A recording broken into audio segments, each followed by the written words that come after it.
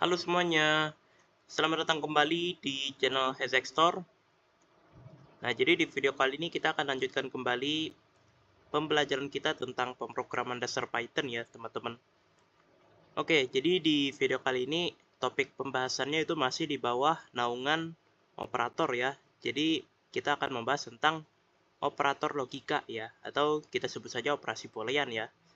Nah, jadi buat teman-teman yang belum tahu ya, operator logika itu eh, merupakan operator untuk memanipulasi nilai boolean. Nah, nilai boolean itu apa aja? Nah, nilai boolean itu hanya dua, teman-teman. Nah, jadi nilai boolean itu beda ya dengan bilangan bulat ya kan atau string ya kan beda banget ya kan. Nilai boolean itu hanya true and false ya. Ya kan benar atau salah. Nah, antara dua itu, teman-teman. Jadi ya kan nggak ada nilai lain ya kan selain true and false, nggak ada. Ya kan. Nah, jadi ya kan nilainya tuh antara dua aja nih teman-teman, bisa benar, bisa salah nih, ya kan. Nah, itulah nilai boolean, ya kan. Nah, operator logika ini merupakan operator yang akan memanipulasi, ya kan, nilai boolean tersebut. Nah, itu sedikit gambaran buat teman-teman yang belum tahu apa itu operator logika, ya. Nah, jadi operator logika itu intinya gitu ya, teman-teman. Dia akan memanipulasi nilai true and false. Nah, untuk operator logika sendiri itu ada tiga ya. Yang pertama itu ada AND, terus ada OR, dan ada NOT. Nah, kita akan bahas satu-satu dulu ya. AND, OR, NOT ini itu apa aja sih, ya kan? Nah, jadi AND itu artinya adalah jika kedua argumen ya, maksudnya kita sebut saja kedua ruas ya, bukan kedua argumen, ya kan? Karena argumen ini satu kesatuan ya. Nah, jadi misal kita bikin sebuah uh, argumen seperti ini, false and true misalnya. Nah, itu hasilnya apa? Hasilnya adalah false. Nah, kenapa begitu? Karena ya kan operator and ini dia hanya akan bernilai true jika nilainya ya kan nilai kedua ruasnya itu adalah true. Ya kan? Nah, kayak gini. Nah, ini kedua ruas ya kan? Ini ruas kiri, ini ruas kanan. Itu dua-duanya true ya kan? Maka dia akan menghasilkan nilai true ya kan? Nah, selain ini ya kan, selain true and true, dia akan bernilai false ya kan? Nah, itu kalau and. Nah, kalau or itu sebaliknya ya kan? Kalau or itu ya kan selain argumen false or false, maka nilainya itu adalah true ya kan. Nah, jadi ya kan kalau misalnya selain false or false ini ya kan itu nilainya true ya kan. Nah, gitu. Jadi kalau misalnya kita pengen menghasilkan nilai or dari menghasilkan nilai or, maksudnya menghasilkan nilai true ya kan. Maka ya kan kita ubah aja ekspresi false or false ini ya kan. Kita ganti jadi true ya kan, atau true or true ya kan, misalnya ya kan, bisa banget ya kan. Tapi kalau kita pengen menghasilkan nilai false, maka dua-duanya harus false kayak gini ya kan. Nah, n juga gitu ya teman-teman.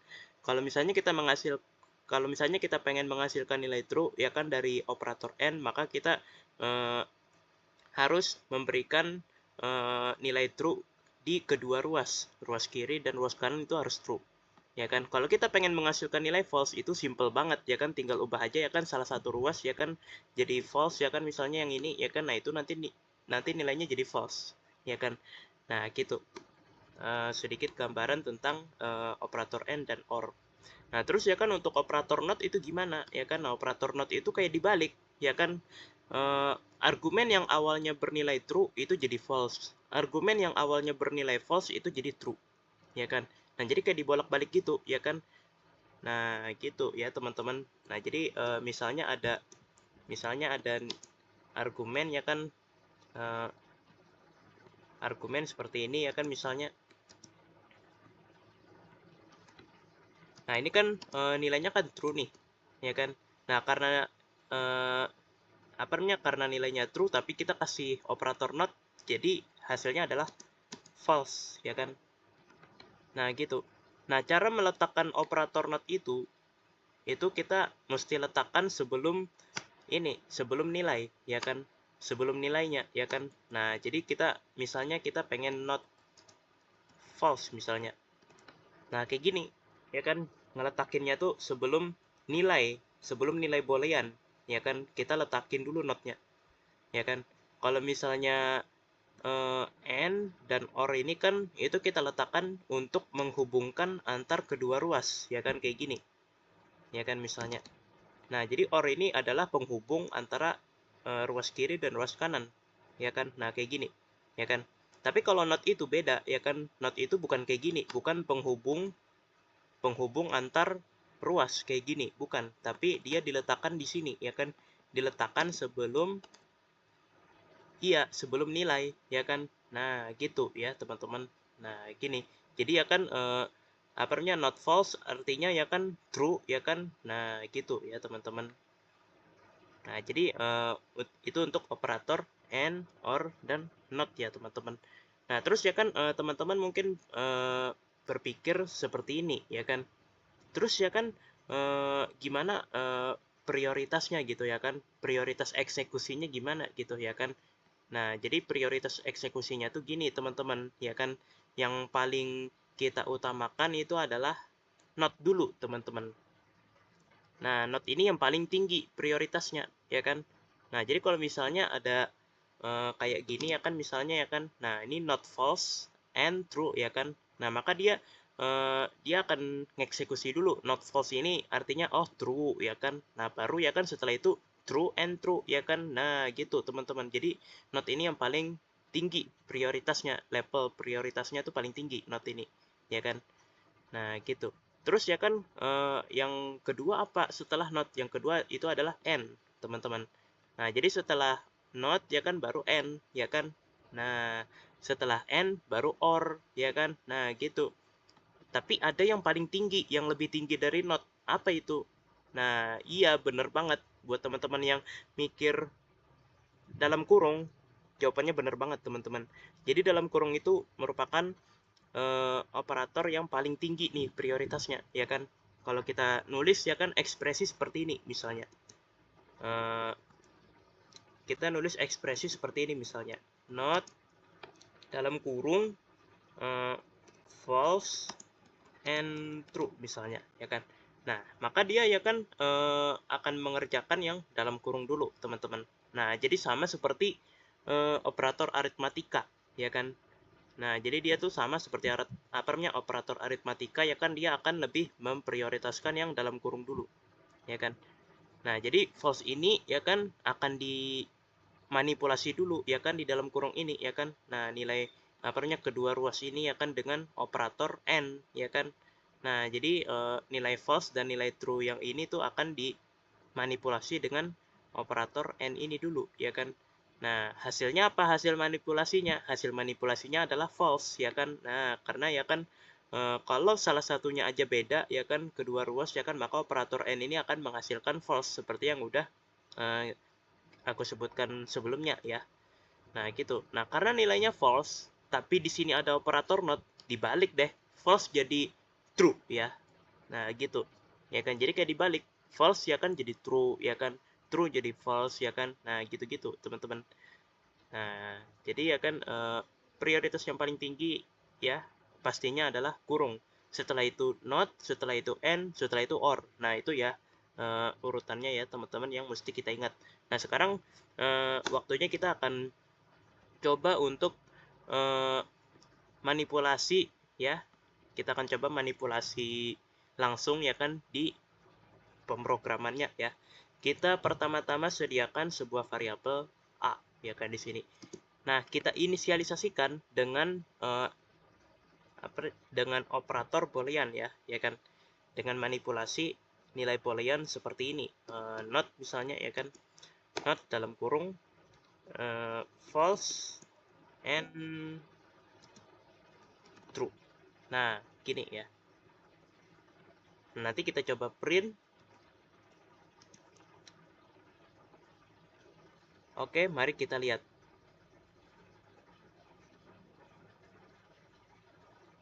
Oke, oh iya ya, lupa ya, ini harusnya pakai huruf besar ya. Nah, Sorry ya teman-teman, harusnya ini pakai huruf besar ya teman-teman. Nah, kayak gini. Oke. Nah, dia bakal bernilai true. Nah, jadi ya, sekedar catatan ya teman-teman, Python itu beda dengan C++ ya. Nah, jadi buat teman-teman yang misalnya udah paham operator boolean ya, operator logika dari pembahasanku yang di bahasa C++ kemarin ya kan, ini ada sedikit penyesuaian buat teman-teman ya dalam bahasa Python. Dalam bahasa Python kita nulis true and false-nya itu harus pakai huruf besar ya teman-teman. Maksudnya bukan huruf besar ya, lebih tepatnya huruf awalnya. Huruf awalnya tuh harus pakai huruf kapital kayak gini, ya kan? Nah, gitu ya, ya kan? Nah, ini huruf kapital, ya kan? Nah, gitu. Jadi kalau misalnya kita pakai huruf bukan kapital kayak gini ya kan, itu salah ya teman-teman, error, ya kan? Nah, gitu. Nah, jadi pakai huruf kapital nih ya kan di awal, huruf awalnya ya teman-teman. Jadi jangan lupa ya.